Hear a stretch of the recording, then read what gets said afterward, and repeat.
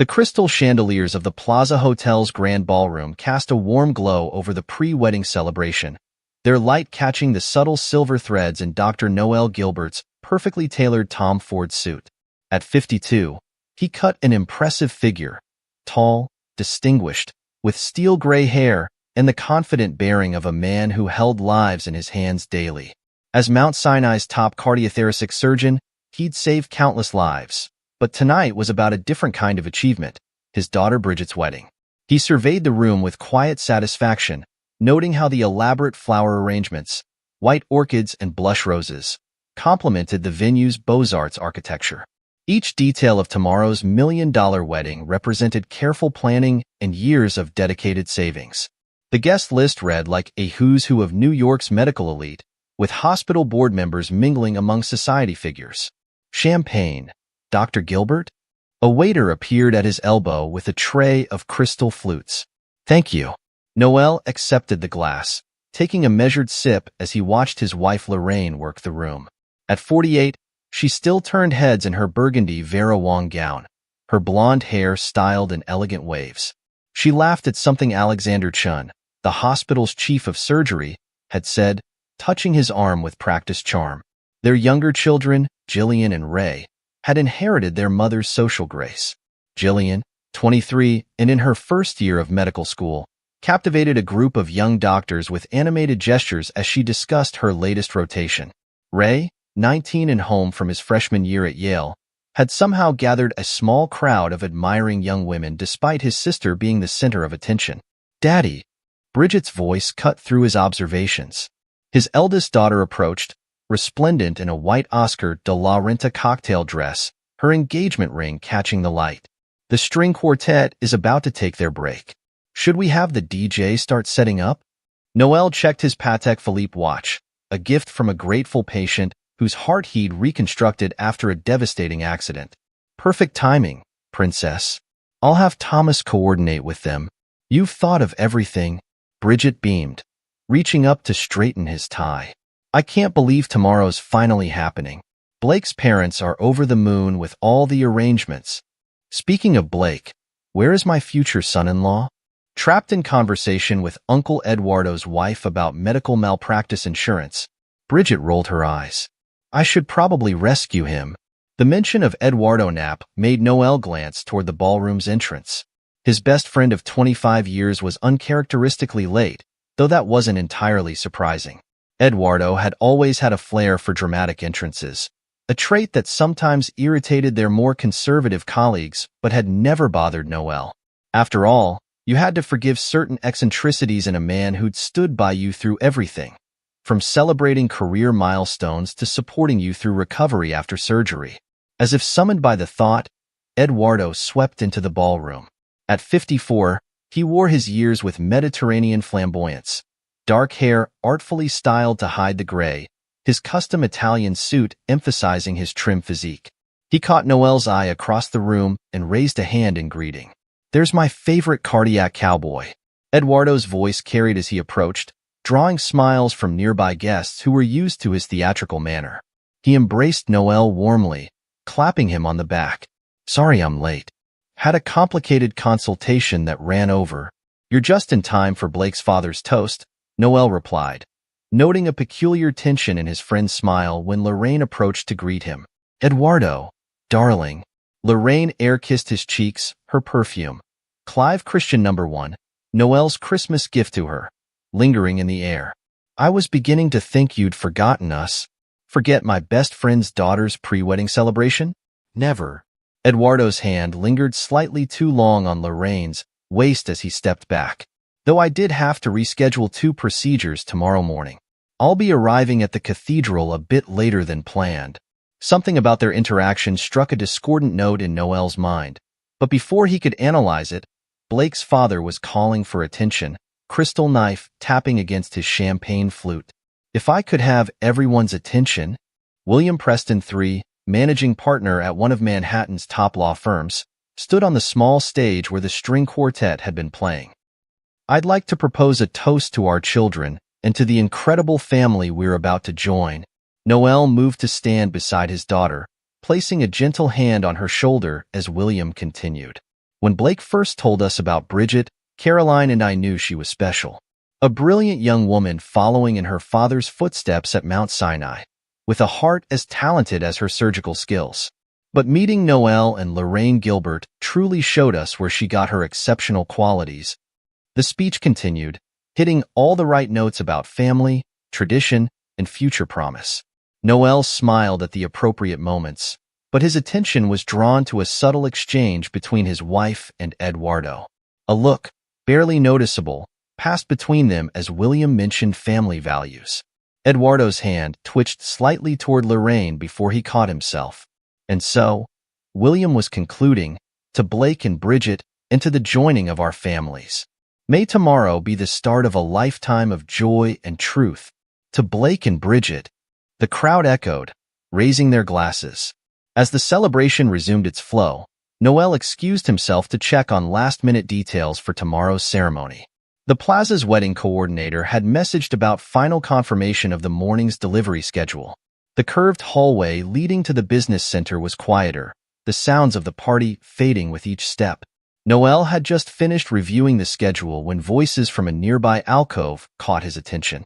Years of performing intricate surgeries had trained his ears to catch subtle sounds, a vital skill when listening for the slightest irregularity in a heartbeat. The old fool outdid himself with this wedding. His wife's voice, pitched low but clear. $1 million for his princess. Noelle froze mid-step, his hand resting on the rich wooden paneling of the hallway. He always did have expensive taste. Eduardo's distinctive accent. Remember when we convinced him the vasectomy worked? That was your masterstroke, mi amor. A soft laugh from Lorraine. All three are yours, and now he's paid for this $1 million wedding too. The world seemed to tilt slightly on its axis, but Noelle's surgeon's steadiness kept him perfectly still, his breathing controlled and silent. Dad's such a fool. Bridget's voice now, containing none of the warmth she'd shown minutes earlier. At least biological Dad will be walking me down the aisle tomorrow too. Keep your voice down, Querida. Eduardo's tone was amused rather than concerned. Though I doubt he'd hear us over that horrible string quartet he insisted on. I still can't believe he never questioned why none of the kids look like him, Jillian added, her voice dripping with derision. I mean, we all have Eduardo's eyes. Your father sees what he wants to see, Lorraine replied. It's what makes him such a brilliant surgeon and such a terrible judge of character. He's so focused on the heart. He misses everything else. The monthly deposits are set for the kids? Eduardo asked, his tone shifting to businesslike efficiency. Same as always, Lorraine confirmed, disguised as your academic mentoring payments. He never even glances at those transactions. Blake's family bought the whole mentor story too, Bridget added. They think it's so wonderful that Dad's best friend took such an interest in our education. The conversation shifted to tomorrow's arrangements, but Noelle had heard enough. He moved silently back toward the business center, his mind already categorizing and analyzing information with the same precision he used in surgery. 20 minutes later, he sat in the business center's private office, his laptop open to his banking dashboard. The room's modern minimalism, all clean lines and subtle lighting, matched his current state of mind. His hands, steady as ever, moved over the keyboard as he accessed years of financial records. There they were, regular transfers from Eduardo Knapp to his children's accounts, dating back to their births. Quarterly payments labeled Academic Mentoring Program, Mount Sinai Initiative. The amounts increased as each child aged, with substantial bumps during college years. His first call was to James Chun, his lawyer and Alexander's brother. James? I need you to execute Protocol Lazarus immediately. Yes, the full package we discussed last year.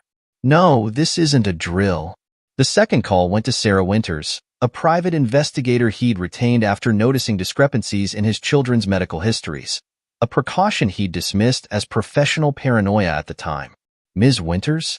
The surveillance package we discussed. I need everything you have on Eduardo Knapp and my wife, going back 25 years. Priority status. The final call was to his banker in Dublin, where he'd established citizenship 3 years ago after treating Ireland's Minister of Health. Another precaution that had seemed excessive at the time. Mr. O'Connor? Initiate the transfer sequence we prepared. Full spectrum, effective immediately. By midnight, the full scope of the betrayal lay documented in folders on his laptop. Eduardo, as head of Mount Sinai's vasectomy clinic, had falsified his procedure records. DNA test results, ordered under the guise of routine medical screening, confirmed Eduardo's paternity of all 3 children. Bank records showed a complex web of payments and accounts linking his family to his supposed best friend. The plaza's business center had emptied hours ago. In the distance, he could hear the last guests departing the pre-wedding celebration. His phone buzzed with a text from Lorraine. Coming up soon? Everyone's asking where you disappeared to. Noel closed his laptop, sliding it into its leather case with deliberate care. In the morning, he would demonstrate what 25 years of precision surgery had taught him about removing diseased tissue from otherwise healthy systems. Tomorrow's ceremony would indeed mark a new beginning, just not the one they were expecting. He texted back, had to handle some last-minute details. Everything is prepared for tomorrow. It wasn't a lie. Dr. Noel Gilbert had never been more prepared in his life. When he returned to their hotel suite, Lorraine was already in bed, scrolling through photos from the evening on her phone. She looked up as he entered, her smile practiced and perfect. There you are, darling. I was starting to worry. Just ensuring tomorrow goes smoothly, he replied, his voice pleasant and controlled. Everything's taken care of. You've always been so detail-oriented, she murmured, reaching for him as he passed the bed. It's one of the things I love about you. Noel moved just slightly out of reach, maintaining his smile. Big day tomorrow. Better get some rest. In the bathroom, he took longer than usual with his evening routine, studying his reflection in the mirror. The face that looked back at him was unchanged, distinguished features, clear gray eyes, the same steady gaze that had guided him through countless surgeries. But behind that familiar facade, something had shifted fundamentally. He thought about the moment in surgery when you finally located the source of a problem. A blocked artery, a failing valve, a tumor hidden behind healthy tissue. That moment of clarity when you knew exactly what needed to be done. This was such a moment. When he finally slipped into bed, Lorraine was already asleep, her breathing deep and regular. In a few hours, she would wake to discover the true cost of her decades of deception. But for now, Dr. Noel Gilbert closed his eyes, his mind already moving through tomorrow's procedures with surgical precision. The night passed quietly, the plaza's thick walls muffling the constant rhythm of the city below. In their separate rooms down the hall, his children, Eduardo's children, slept peacefully, dreaming of tomorrow's celebration. None of them aware that the greatest performance of their lives had just reached its final act. In the darkness, Noel allowed himself a small smile. Tomorrow would indeed be memorable, just not in the way they planned. Dawn broke over Manhattan, painting St. Patrick's Cathedral in shades of rose and gold. At precisely 6:45 a.m., the first of the wedding staff arrived to find printed notices affixed to the heavy wooden doors. The cathedral's head coordinator, Maria Santos, quickly scanned the elegant cardstock. The wedding of Bridget Gilbert and Blake Preston has been canceled. Our sincerest apologies for the inconvenience. This must be a mistake, Maria muttered, reaching for her phone to call Dr. Gilbert. The call went straight to voicemail.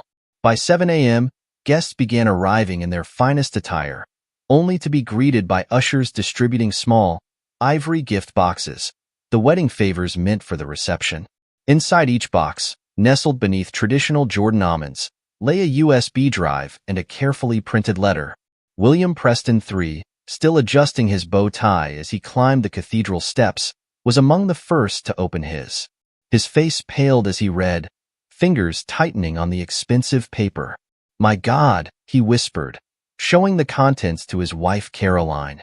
The USB drive contained meticulously organized folders, DNA test results, bank statements, medical records, and surveillance photos spanning 2 decades. Inside the Preston's town car, Blake scrolled through the documents on his laptop, his expression hardening. "They knew," he said quietly. "Bridget and her entire family knew they were deceiving us. Look at these messages. She's been calling Eduardo Dad in private for years." The cathedral steps became a tableau of shocked faces and hushed conversations as more guests discovered the truth. Hospital board members huddled in groups, their expressions grave as they reviewed evidence of Eduardo's medical misconduct.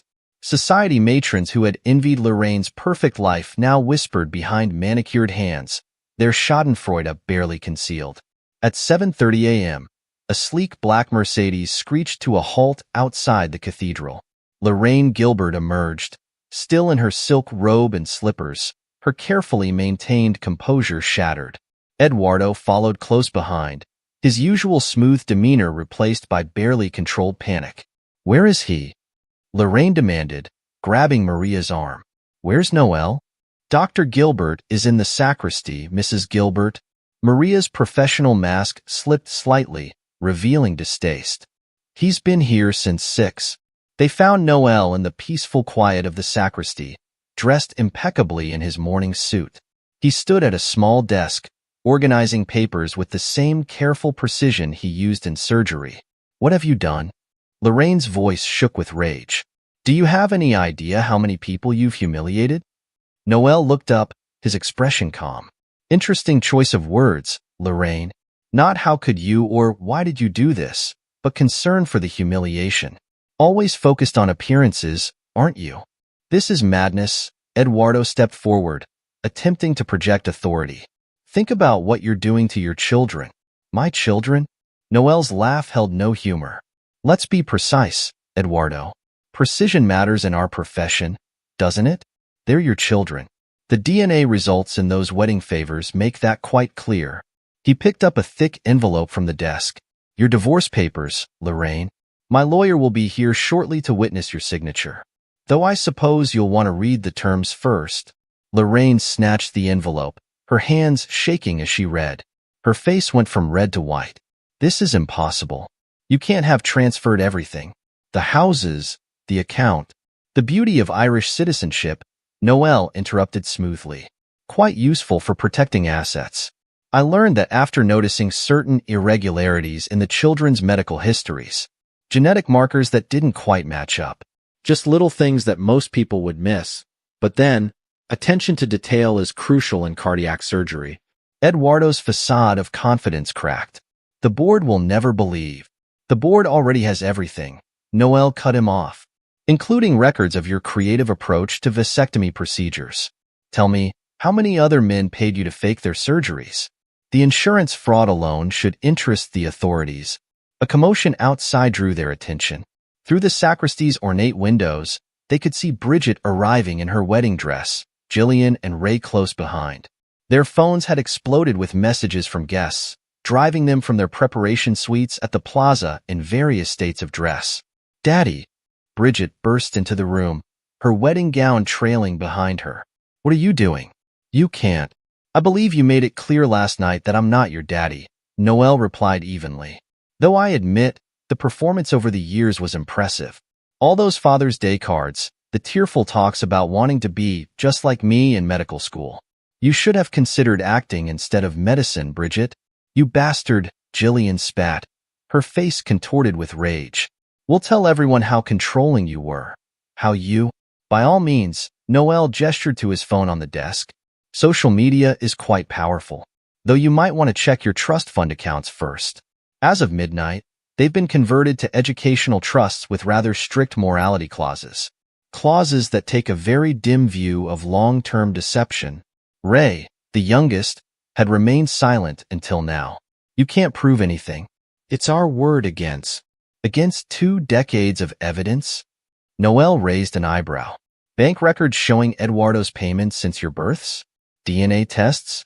Surveillance photos?" "The board is particularly interested in the parts about medical fraud." "Speaking of which," the sacristy door opened again, admitting James Chun and a severe-looking woman in a designer suit. "Dr. Gilbert." The woman nodded curtly. "I'm Patricia Knapp, Mount Sinai's legal counsel." And she turned to Eduardo, her expression arctic, "Soon to be your ex-wife." Eduardo's face went ashen. "Patricia, I can explain." "Save it for the board hearing," she cut him off. "And your malpractice insurers. Though I doubt they covered deliberate fraud." "Now then," James Chun stepped forward, documents in hand. "Mrs. Gilbert, shall we discuss the divorce terms?" I suggest you sign quickly. The press will be here soon, and I imagine you'd prefer to be gone by then." Lorraine looked wildly around the room, searching for support. She found none. Bridget had sunk onto a wooden chair, her perfect makeup streaked with tears. Jillian stared at her phone in horror, watching her trust fund balance plummet. Ray simply looked lost. "You've destroyed everything," Lorraine whispered, her hands shaking as she accepted the pin from James. "No, Lorraine," Noelle corrected her gently. "You destroyed everything. I'm simply ensuring the consequences land where they belong." As Lorraine signed, Eduardo attempted one last play. "The hospital won't risk the scandal. My reputation is finished," Patricia interrupted. "The board is meeting in emergency session right now. Dr. Gilbert's resignation letter included quite detailed evidence of your creative medical practices. Several other patients have already come forward." Outside, the gathering crowd of guests had grown. Their murmurs carried through the stained glass windows, punctuated by the clicks of press cameras. The story was spreading through Manhattan's medical community like wildfire. "What about Blake?" Bridget suddenly asked, her voice small. "I need to talk to him, to explain." "Blake and his family left 20 minutes ago," Noelle informed her. "Apparently, they take a dim view of being deceived about paternity. William mentioned something about being grateful the prenup hadn't been signed yet." The weight of consequences seemed to finally hit Eduardo. His tan face had gone gray, his usual swagger replaced by nervous fidgeting. "The malpractice suits will ruin me. Lorraine, we need we." Lorraine's laugh was brittle. "There is no we, Eduardo. You promised you'd covered your tracks. You said the vasectomy records were perfect. You assured me." "Fascinating," Noelle commented, watching their alliance crumble. 25 years of deception, undone in 25 minutes of pressure. Though I suppose that's often how it goes in surgery too. One small weakness and everything falls apart. James Chun cleared his throat. "Dr. Gilbert, the papers are signed. Shall I file them immediately?" "Please do." Noelle straightened his tie, checking his reflection in the window. "I believe my work here is done." "You can't just leave," Jillian protested. "What about our tuition? Our lives? You owe us." "I owed my children everything," Noelle corrected her. "I owed Eduardo's children nothing, though the educational trusts remain active if you choose to earn them honestly. Consider it a lesson in consequences." He picked up his briefcase, pausing at the door. "Oh, and Eduardo? The board might be interested in those other vasectomy cases you handled. The ones for the Wall Street executives? I'm sure their wives would be fascinated to learn about your special service." The sacristy fell silent as Noelle departed, his footsteps echoing on the marble floor. Through the windows, they watched him emerge into the morning sun. Photographers surged forward, but he passed through them with the same calm authority he showed in the operating room. The Mercedes that had brought Lorraine and Eduardo now waited for him instead, his new driver holding the door. As he settled into the leather seat, his phone buzzed with a message from the chief of surgery at St. James's Hospital in Dublin. "Position ready when you are, Noelle. Ireland would be lucky to have you." He smiled slightly, watching his former family's world implode through the tinted windows. The cathedral's spires rose against the morning sky, witnesses to a different kind of ceremony than planned, one of truth rather than deception. The car pulled away from the curb, leaving chaos in its wake. Behind him, Eduardo faced his wife's cold fury and the board's investigation. Lorraine's carefully constructed social world crumbled like a house of cards. Their children, faced with the consequences of their complicity, watched their privileged lives dissolve. But Dr. Noelle Gilbert felt only the calm satisfaction of a surgeon after a successful operation, when diseased tissue had been carefully excised, leaving room for healthy growth to begin. His phone buzzed again. A news alert this time. Scandal at Mount Sinai. Top surgeon exposes decades of deception. He turned off the phone, looking ahead to the airport where his private jet waited. Dublin beckoned, offering not an escape but a carefully planned new beginning. Behind him, Manhattan's medical community would be dealing with the fallout for months to come. None of them would ever forget the wedding that wasn't, or the surgeon who turned his skills for precision and planning toward a different kind of cutting altogether. The morning sun sparkled off the River Liffey, casting diamond patterns on the walls of Dr. Noel Gilbert's penthouse apartment in Dublin's prestigious Docklands district. 1 year had passed since the wedding that wasn't, and Dublin had proved to be more than just an escape. It was a renaissance. Noel stood at his floor-to-ceiling windows, reviewing patient files on his tablet while enjoying his morning coffee. The Irish Times lay open on his sleek breakfast bar, featuring his latest cardiac procedure innovation. Dublin's American surgeon pioneers revolutionary valve replacement technique. His phone buzzed with a message from St. James's Hospital's chief of surgery. Board approved your research funding. Full autonomy, as requested. They're still celebrating landing Mount Sinai's star surgeon. A satisfied smile crossed his face as he set down the phone. The betrayal had stripped away his naivete, but left something more valuable in its place. Clarity. Every surgery, every innovation, every success was now purely his own. No false family ties or pretended loyalties clouding his judgment. His tablet pinged with a news alert from New York. Mount Sinai scandal update. Former department head faces multiple lawsuit. The attached photo showed Eduardo Knapp leaving a courthouse, his formerly immaculate appearance now haggard. The article detailed the growing number of wealthy patients coming forward about fake vasectomy procedures, each lawsuit adding to the mounting legal fees that were draining Eduardo's accounts. A second alert followed. Medical board hearing. Nurse's license under review in insurance fraud case. The image showed Lorraine, her carefully maintained beauty fading under stress, avoiding reporters' cameras. Her involvement in Eduardo's scheme had come to light gradually over the past year. She had helped falsify post-operative care records, making it easier for Eduardo to fake the procedures. Noel's personal investigator had been thorough, uncovering how Lorraine had used her position as a nurse to facilitate the fraud. Each revelation had stripped away another layer of her social standing, leaving her increasingly isolated as former friends distanced themselves from the scandal. His intercom buzzed. "Dr. Gilbert?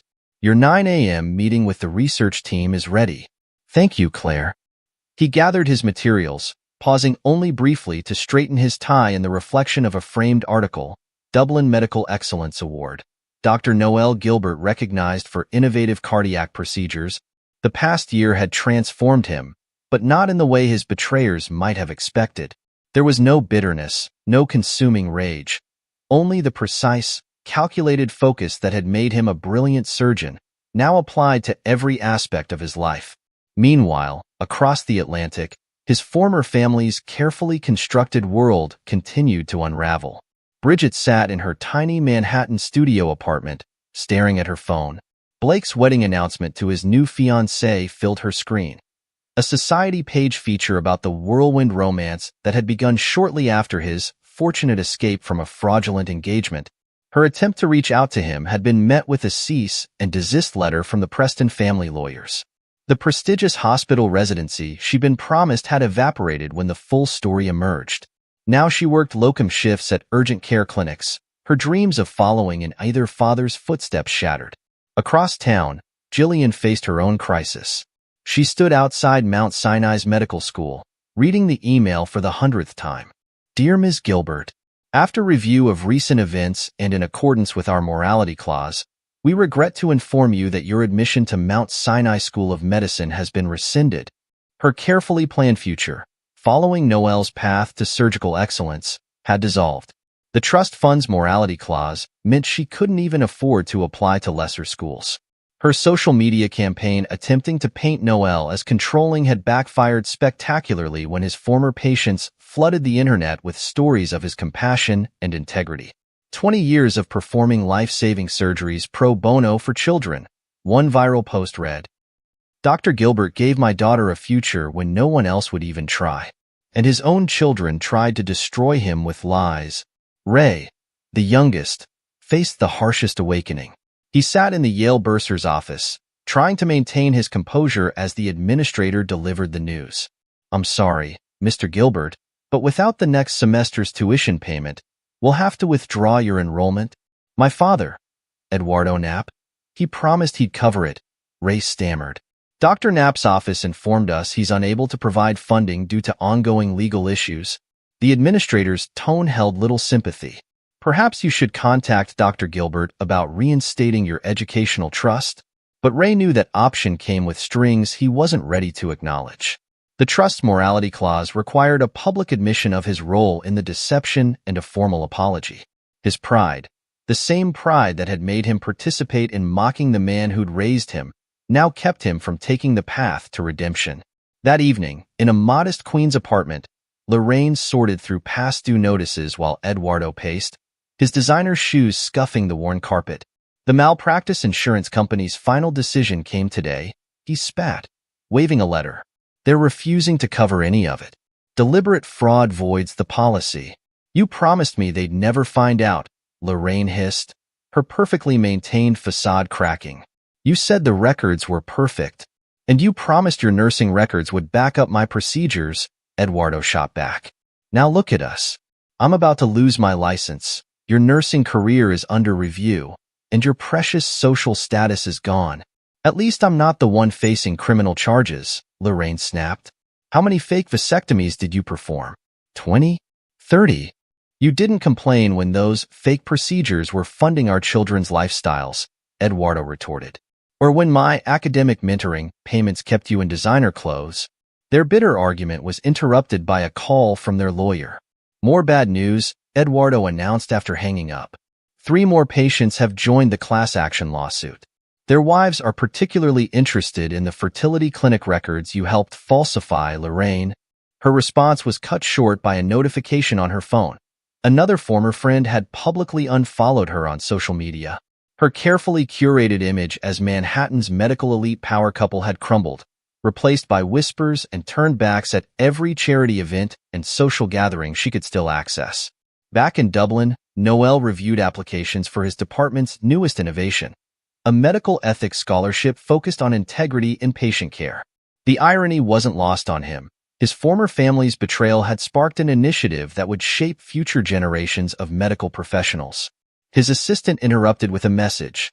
Dr. Gilbert, Mount Sinai's board sent another offer to have you return as chief of cardiothoracic surgery. Decline it, he replied without hesitation.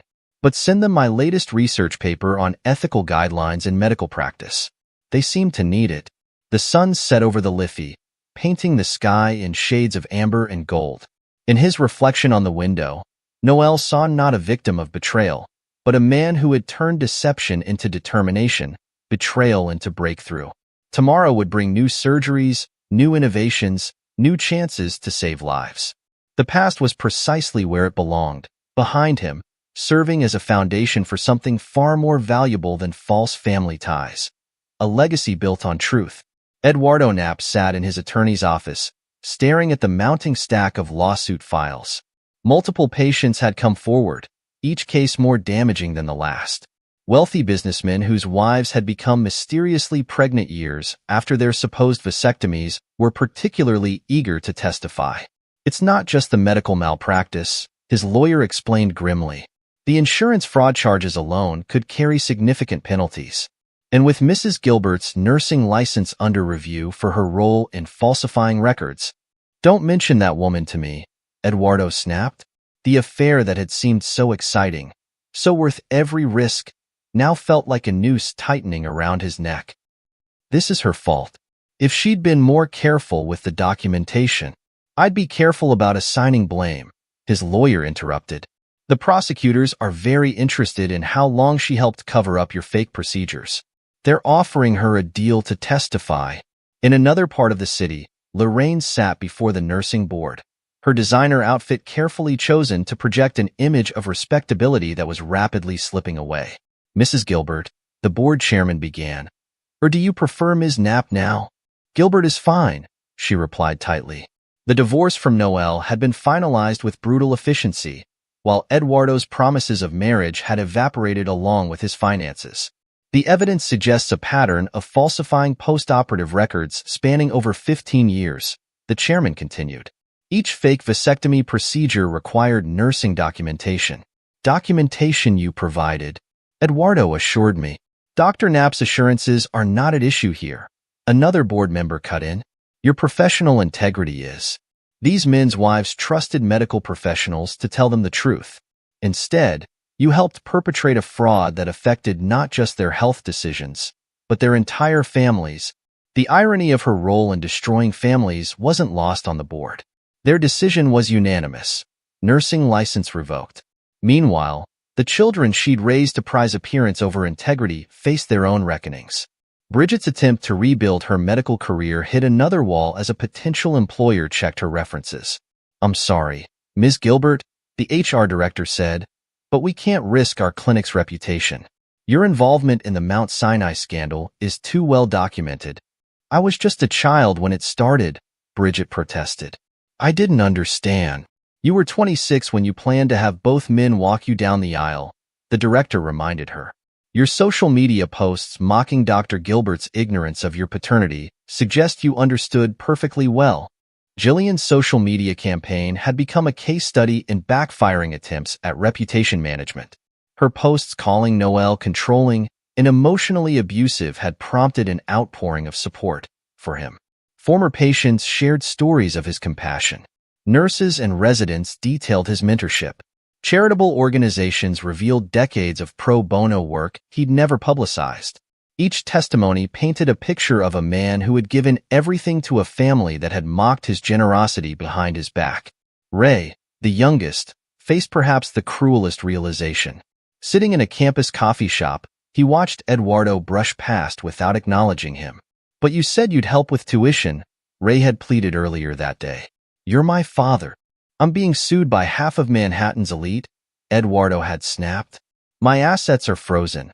My career is over, and your mother's demands are endless.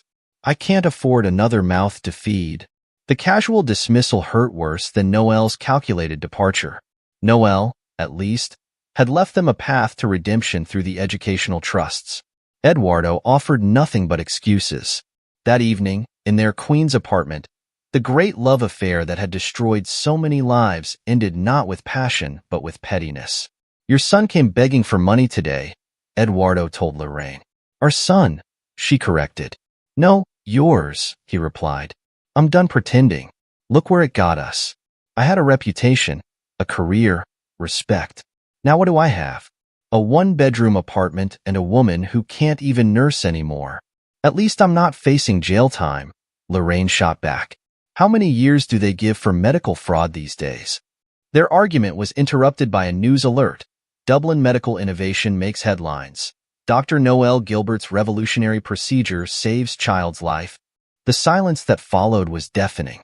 5 years after the wedding that wasn't, Boston's Medical Innovation Conference buzzed with anticipation. Dr. Noel Gilbert's keynote address on his revolutionary valve replacement procedure had drawn professionals from around the world. In the hospital corridor afterward, he encountered a familiar face. Ray, older and humbled, wore orderly scrubs as he pushed a supply cart. "Dr. Gilbert," Ray's voice was uncertain. I'm working here while taking community college classes." Noel studied the young man who had once been his youngest child. The arrogance was gone, replaced by something that looked like understanding.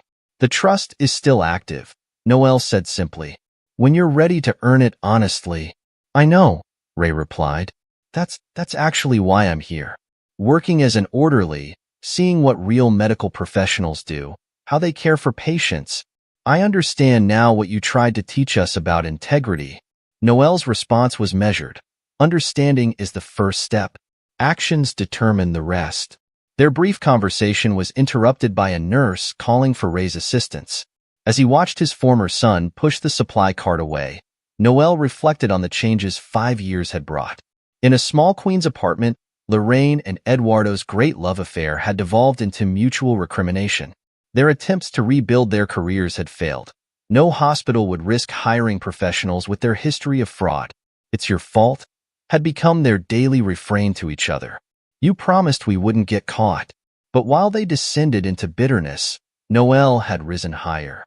His Dublin practice had revolutionized cardiac care. His research papers were required reading in medical schools. And his newest initiative, the Gilbert Medical Ethics Scholarship, was shaping a new generation of doctors who understood that integrity wasn't just a word. It was the foundation of medicine itself.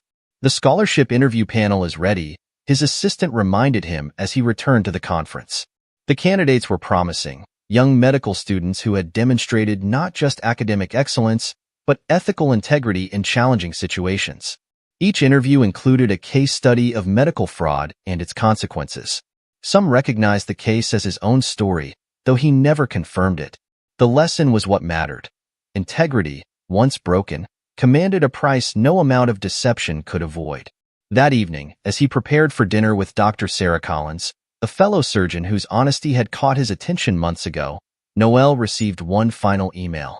It was from Ray, sent hours after their hallway encounter.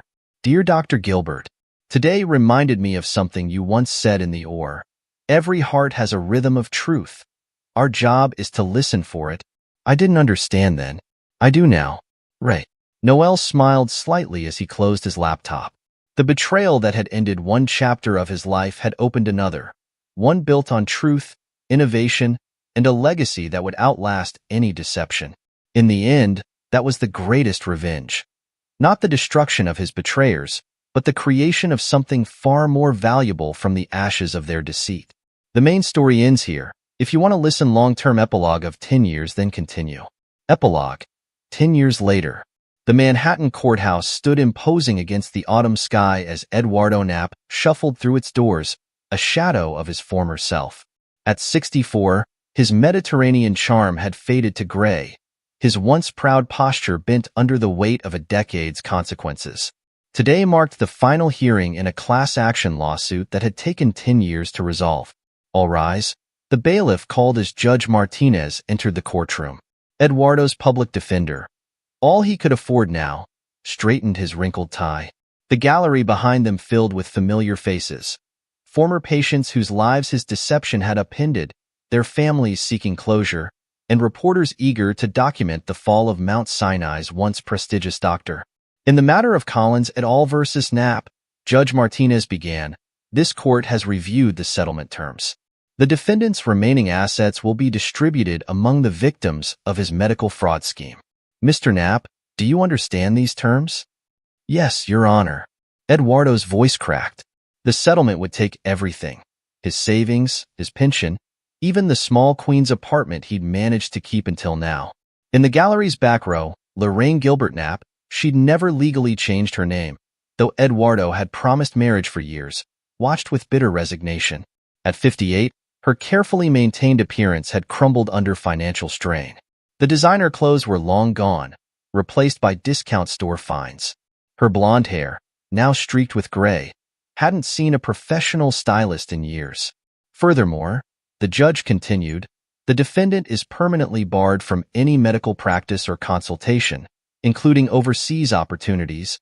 That final stipulation crushed Eduardo's last hope.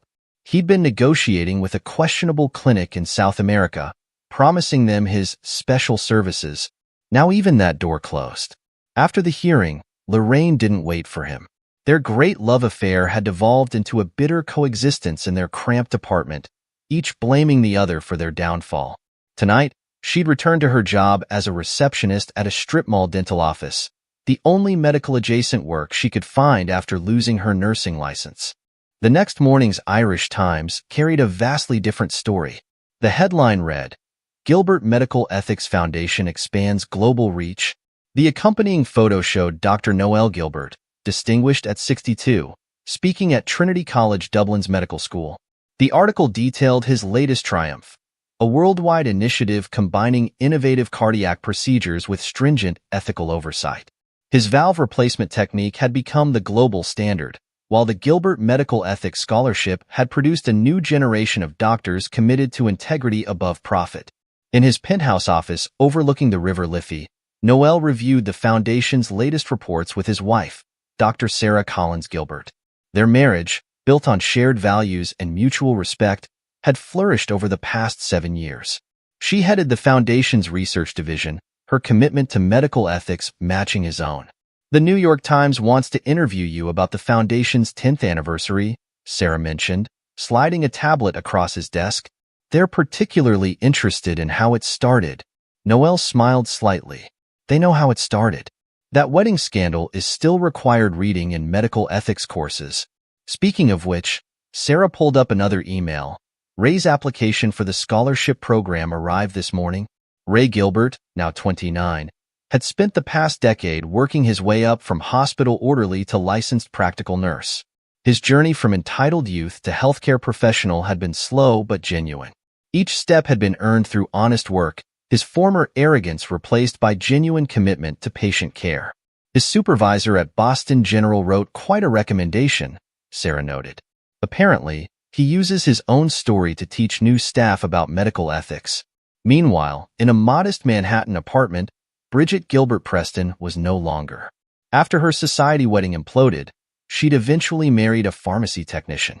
They lived in Queens, where she worked as a physician's assistant, the highest medical position she could achieve after the scandal destroyed her surgical aspirations. Her attempts to rebuild bridges with the Preston family had failed spectacularly. Blake had married within months of their broken engagement. His new wife, now sitting on hospital boards, Bridget had once expected to chair. The society pages that had once featured her as Manhattan's medical princess now barely acknowledged her existence. Jillian, 33, had found an unexpected path after losing her medical school admission. Working as a medical equipment sales representative, she traveled between small clinics, the only facilities that would still do business with a Gilbert.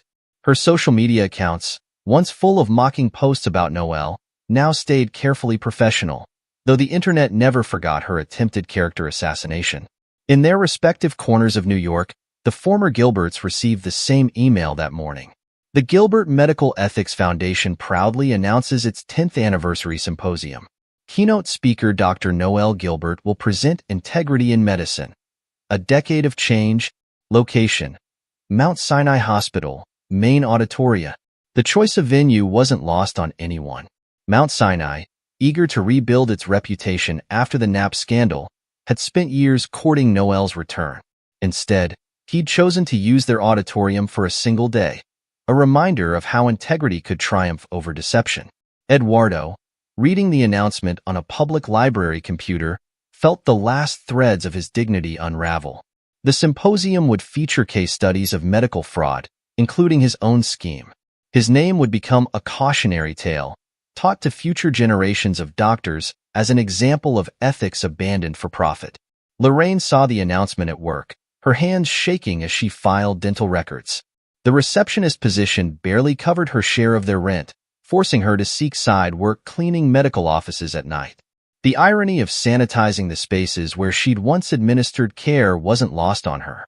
That evening, in their shabby Queens apartment, Eduardo and Lorraine faced another microwave dinner, their conversation as bitter as their instant coffee. Mount Sinai's hosting his symposium, Eduardo spat. Those hypocrites. Half their board knew about my special arrangements. At least you're not scrubbing toilets in medical offices, Lorraine retorted. Do you know how many former friends I've run into while cleaning? Women who used to beg me for invitations to my charity events. Their argument was interrupted by a notice slipped under their door. Final eviction warning. Eduardo's settlement payments would leave them virtually penniless.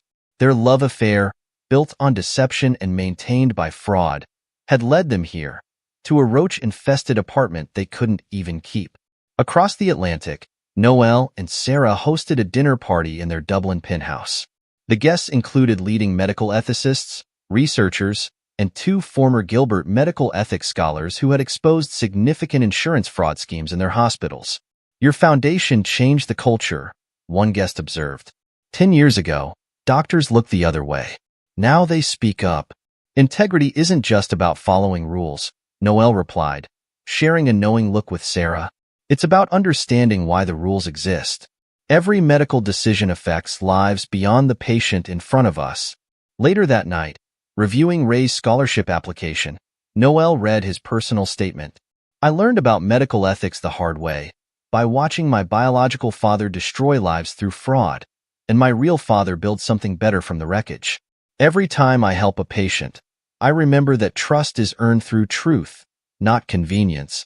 Sarah, reading over his shoulder, squeezed his hand. Are you ready to tell your story at the symposium? It's not just my story anymore, Noel answered. It's become something larger. A lesson about choices and consequences, about turning betrayal into benefit. The symposium proved his point. The Mount Sinai Auditorium filled with medical professionals, students, and ethics committees from around the world. In the front row, Ray sat in his nurse's scrubs, representing both what had been lost and what could be rebuilt through honest work. Eduardo and Lorraine weren't present, though they'd received invitations. They spent that day packing their meager belongings, preparing to separate at last. Eduardo had found a room in a retirement home for destitute medical professionals, an institution he'd once mocked. Lorraine would move in with a former nurse whose life she'd ruined by falsifying records, now working as her elderly mother's caregiver in exchange for a small room. Their great love affair ended not with passion but with paperwork. Change of address forms, divided bills, separate lives reduced to separate boxes. The deception that had seemed so exciting, so worth every risk, had purchased them a decade of slow dissolution. In the Mount Sinai Auditorium, Noel's keynote address drew to a close. Medicine rests on trust, trust between doctor and patient, between colleagues, between institutions and the public they serve. When we breach that trust for personal gain, we don't just deceive individuals. We damage the very foundation of medical care. 10 years ago, a betrayal taught me that lesson, but it also taught me something else. From the ashes of deception, we can build something stronger.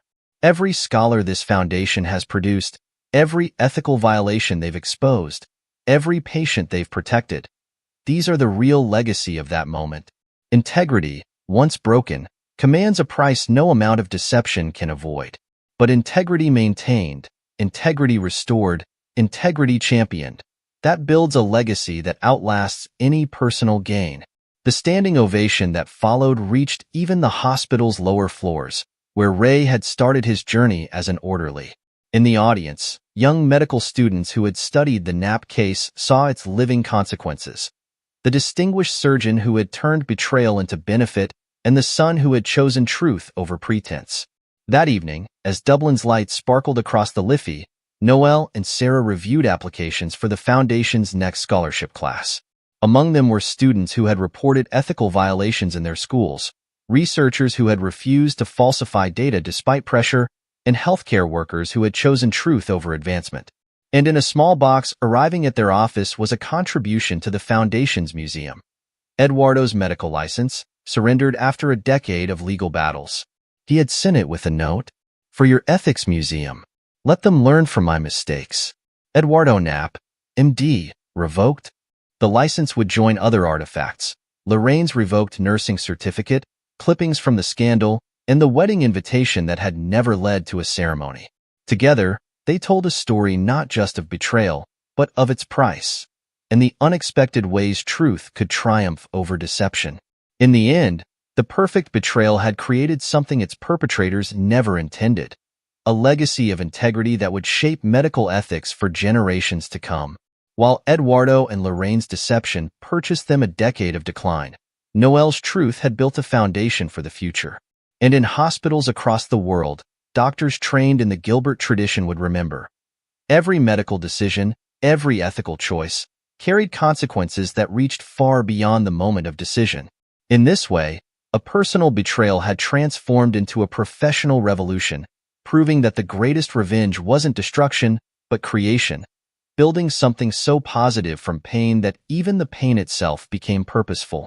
The story of the wedding that wasn't had become required reading in medical schools, not for its scandal, but for its lesson. Integrity, once chosen and maintained, could transform even the deepest betrayal into lasting benefit. In this way, Noel's greatest triumph wasn't surviving deception, but showing others how to prevent it, one ethical decision at a time. This is where our story comes to an end. Share your thoughts in the comment section. Thanks for your time. If you enjoy the story, please subscribe to this channel. Click on the video you see on the screen, and I will see you there.